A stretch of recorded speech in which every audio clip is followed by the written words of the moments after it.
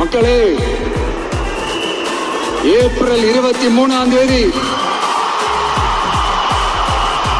காலையில சும்மா பக்காவா ரெடி ஆயிட்டு வீட்டுல இருக்கிற சாமியெல்லாம் கும்பிட்டு உங்க ஓட்டர் ஐடி கார்டு கையில் எடுத்துக்கிட்டு முதல்ல பூத்துல போய் நின்று அந்த விசில் சின்னத்துக்கு நேரா இருக்கிற அந்த பட்டனை ஒரு அழுத்துங்க. இது ஒரு தலைமுறைக்கான ஒரு தேர்தல், உங்களுக்கான தேர்தல்.